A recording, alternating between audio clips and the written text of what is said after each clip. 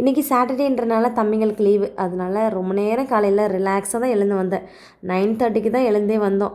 வந்ததுமே தம்பிங்கக்கிட்ட பிரேக்ஃபாஸ்ட் என்ன வேணும்னு கேட்டேன். அவங்க இட்லி வேணும்னு கேட்டிருந்தாங்களா, அதனால் இட்லி ஊற்றி வச்சுட்டு, சாம்பார்லாம் ரொம்ப போர் அடிக்குது சாப்பிட்றதுக்கு, அதனால் இன்றைக்கி கொஞ்சம் டிஃப்ரெண்ட்டாக இட்லி பொடி ரெடி பண்ணலான்னு சொல்லிட்டு பூண்டு பொடி தான் ரெடி பண்ண போகிறேன்.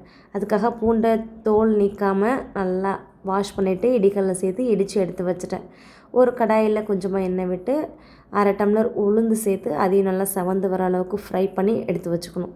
அது கூடவே 2 கொத்து கருவேப்பிலை சேர்த்து அதையும் நல்லா ஃப்ரை பண்ணி எடுத்து வச்சுட்டு, நம்ம தட்டி வச்சுருக்கோம் இல்லையா பூண்டு, அதையும் கடாயில் சேர்த்து நல்லா ஃப்ரை பண்ணி எடுத்து வச்சுக்கோங்க. அது கூடவே துருவி எடுத்த கொப்பரை தேங்காயும் சேர்த்து நல்லா ஃப்ரை பண்ணி எடுத்து வச்சுட்டு, அதை கடாயில் காரத்துக்கு ஏற்ற மாதிரி காஞ்ச மிளகா சேர்த்துக்கோங்க.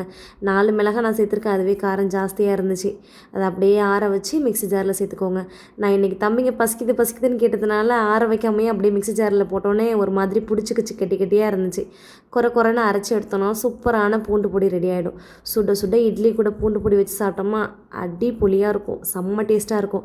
நீங்கள் ஒரு தடவை ட்ரை பண்ணி பார்த்துட்டு மறக்காமல் கமெண்ட்டில் சொல்லுங்கள்.